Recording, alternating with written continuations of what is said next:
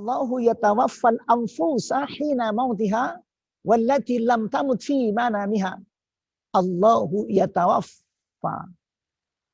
Allah yang mewafatkan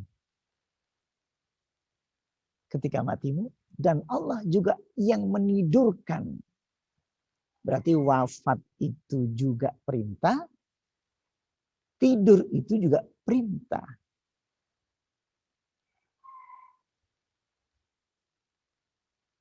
Akan tetapi perintah yang di sini tidur dan mati atau mati dan tidur yang kita tidak bisa menolaknya.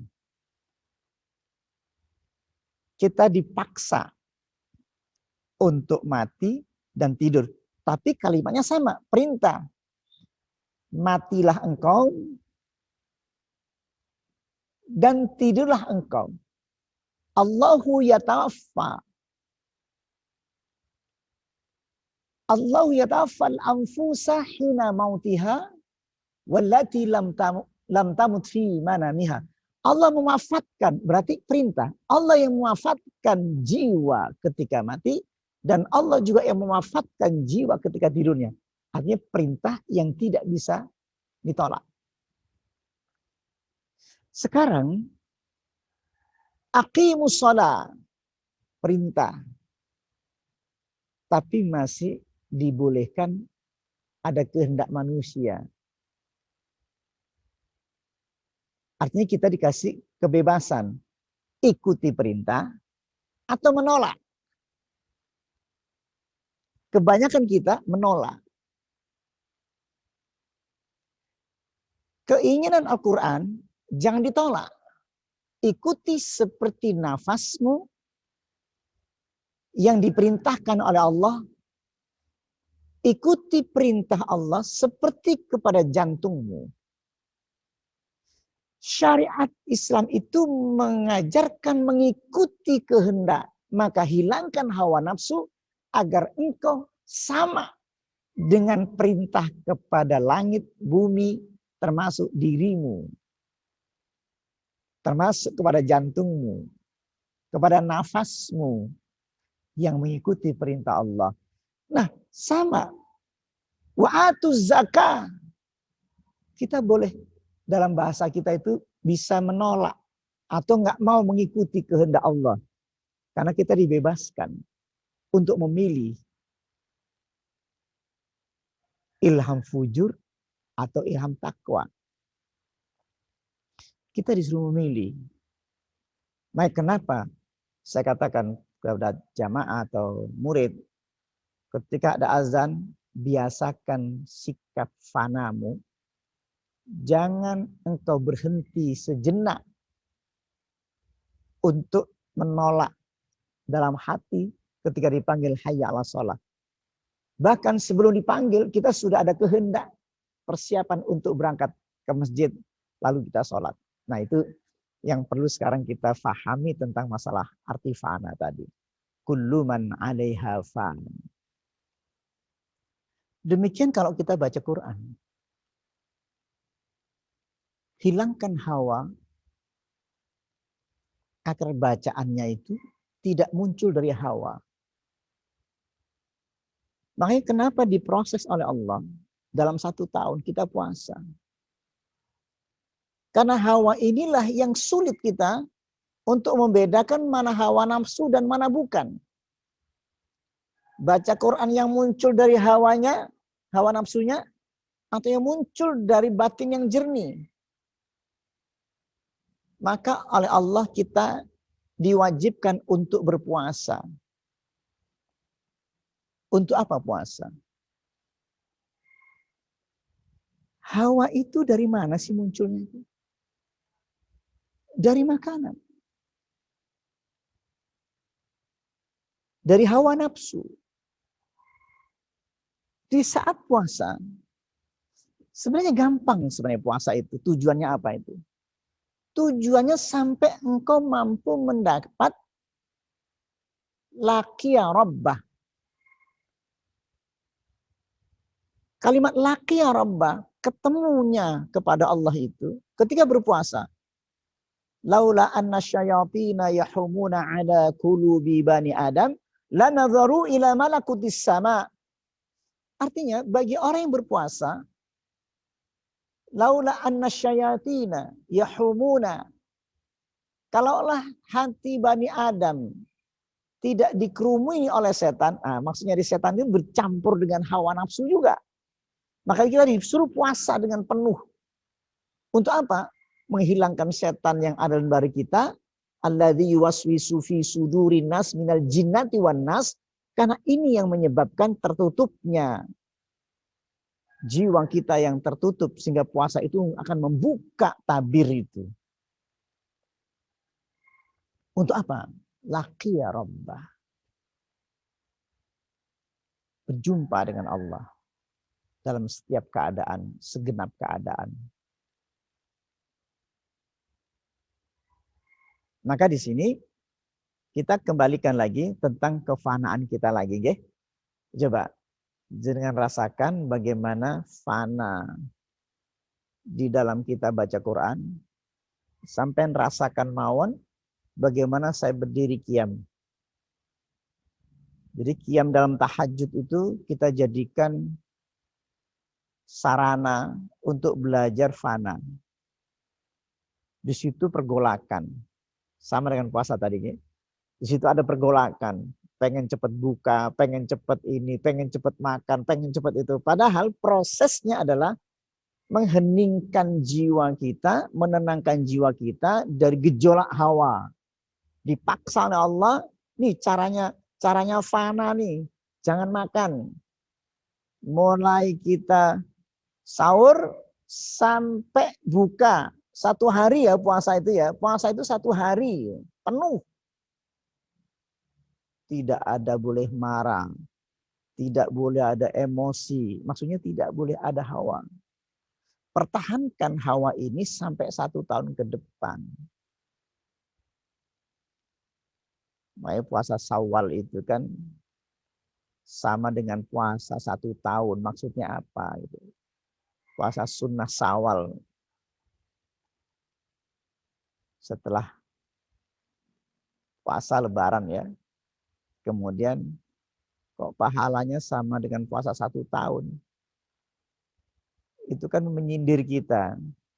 Kalau kamu puasa Ramadan berhasil, ditambah puasa Syawal, itu kalian dapat puasanya itu, hasilnya itu 1 tahun. Itu maksudnya.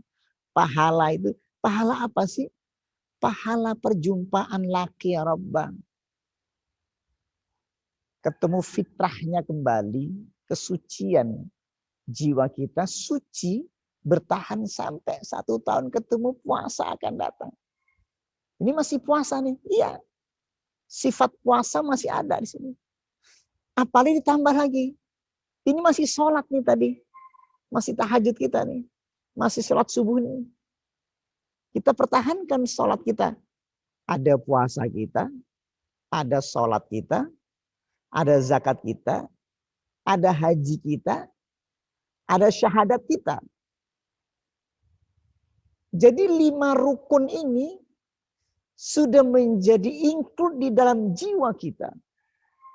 Ada haji kita yang sudah haji, ia datang kepada Allah, labbaik Allahumma labbaik, labbaik la syarika laka labbaik, innal hamda wan ni'mata laka wal mulk la syarika lak. Jadi haji kita itu masih ada sampai sekarang. Bekasnya haji kita sampai selamanya. Haji ini sampai selamanya, sampai yaumil qiyamah atau sampai kita nanti masuk ke dalam surganya Allah atau kita ketemu Allah. Suasana haji masih bertahan kita. Makanya panggilan haji itu panggilan fana. Orang yang berhaji itu fana. Orang yang fana, maka ia akan diberi kebaikan. Orang yang fana akan dikasih kebaikan, mabrur. Orang yang fana Allah akan kasih jalan keluarnya. Yaj'allahu makhraja wa yarzuqhu min haitsu la yahtasib. Allah akan kasih rezeki dan jalan keluar dari arah yang tidak diduga-duga. Orang yang fana, hatinya selalu berzikir. Fadkuruni adkurukum. Orang yang fana, fadkuruni. Ketika dipanggil Allah, fadkuruni. Jangan gunakan hawa nafsu. Fadkuruni. Saya datang ya Allah. Labbaik. Fadkuruni. Labbaik Allah. Aqimus sholat. Labbaik ya Allah. Hayya ala sholat. Labbaik ya Allah. Selalu menyambut. Orang yang menyambut sholat itu, dia adalah lepas hawa nafsunya. Maka ia disebut fana. Apa fana itu?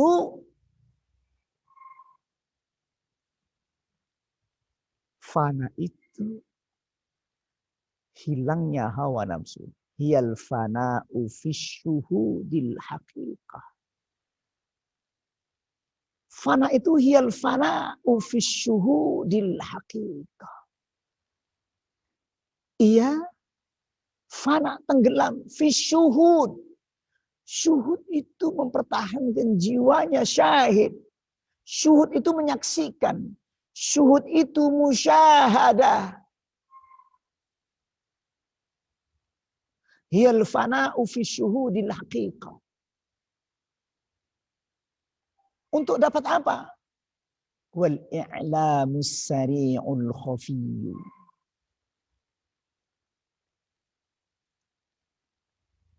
Untuk mendapatkan i'lam, pengetahuan yang datang dengan cepat ke dalam hati.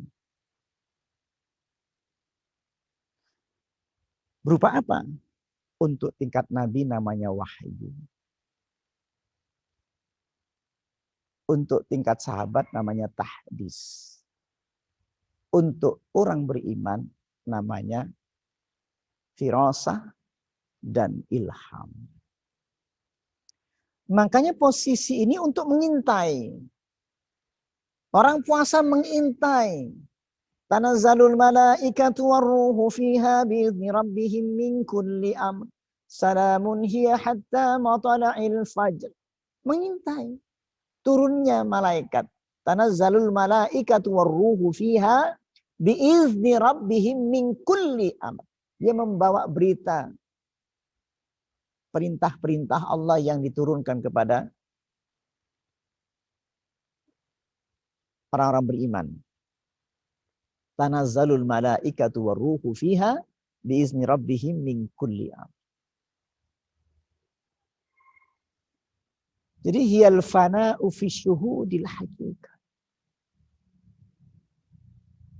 Ia tenggelam dalam menyaksikan syuhud, menyaksikan hakikat. Kalau masih belum bisa, annal ilma wal aqla wal hala hujubun alaih. Sesungguhnya ilmu pengetahuan, wal aqla, akal, wal hal, perasaan, merupakan hijab. Berarti belum fana. Annal ilma wal aqla wal hala hujubun alaih. Ilmu, akal, dan perasaan, hawa nafsu kita itu hijab. Makanya untuk menghilangkan hijab dan perasaan itu, aqimus shalah, lawan, dirikan sholat, ikuti saja sholat itu. Allahu akbar, ikuti saja. Di situ mulai. Kenapa saya harapkan semua teman-teman itu sholat tahajud kita mencoba melawan hawa itu. Bagaimana caranya? Berdiri qiyam. Durasi paling tidak. Durasi untuk kita 1,5 jam dalam 2 rakaat. Itu pengaruhnya sangat besar. Di situ baru kita ketahuan Suasananya seperti orang berpuasa, menahan hawa. Suasananya seperti orang puasa, menahan nunggu beduk maghrib. Masih pagi masih enak. Siang masih lumayan, udah agak-agak males-males, agak berat-berat. Sore terasa sekali tambah lemes-lemes. Kita hayati lemesnya tuh. Ini dia. Mulai hawa bergejolak itu, waduh lapar, waduh ini terus bergejolak. Biarkan saja lawan, diam, biarkan diam. Biar kamu sudah saya kasih semua apa yang kau inginkan sudah saya kasih. Demikian tahajud. Ayo kamu. Ngatek tak wocokno Al-Baqarah kamu. Karena Nabi baca Al-Baqarah. Nabi baca An-Nisa. Nabi baca Ali Imran. Rukuknya lama. Biqadri qiyamih. Rukuknya Nabi lamanya. Durasi sama dengan Al-Baqarah, An-Nisa, Ali Imran. Iktidalnya intasaba qa'iman hatta yaqulan nas qad nasya. Nabi itu iktidal lama. Intasaba qa'iman. Dia berdiri lama sekali. Sehingga dikira lupa. Kemudian sujudnya juga lama. Di qadri qiyamih. Itu yang kita pegang. Mirip berpuasa. Cuman ini fisik. Nunggu 2 rakaat itu lama. Ternyata kenapa lama? Sementara kenapa Nabi merasakan lamanya Al-Baqarah, An-Nisa, Ali Imran terasa sangat cepat. Kita sedang pelajari itu. Ini keputusan kita. Jalannya untuk menuju Allah melalui tahajud. Kita tidak punya jalan lain kecuali tahajud. Hatta hamamtu bi amrin su'in wa ma hamamta an aquda wa adra nabi. Sehingga dikeluhkan oleh sahabat di belakang. Betapa lamanya salatnya Nabi. Hatta hamamtu bi amrin su'in. Sehingga sahabat merasakan ada keluhan. Hati yang jelek. Jelek dalam arti mengeluh kelamaan. Wa ma hamamta. Apa yang kau keluhkan ketika sholat bersama Nabi? Hamamtu an aquda wa adran nabi. Aku mengeluhkan ingin cepat segera pengen duduk dan meninggalkan Nabi sholat. Tapi saya nggak berani. Nah itu kira-kira. Kita kenapa ini jadikan pegangan untuk kita? Bahwa pengaruhnya nanti akan berpengaruh setelah sholat subuhnya. Kemudian berpengaruh kepada sholat-sholat wajib yang lain. Dan latihannya justru dilatih langsung oleh Nabi dengan cara sholatnya tahajud Rasulullah SAW. Itu yang kita amanahkan untuk generasi selanjutnya, untuk anak-anak kita, untuk santri kita semuanya, untuk kita. Maka kita akan mulai dari yang tua-tua dulu nih. Makna terdalam dalam sholat itu. Nah, ketika ruku di situ perjuangannya luar biasa. Betapa di otot-otot di kaki itu capek, panas. Tapi lama-lama insya Allah tidak terasa. 1,5 jam itu tidak terasa.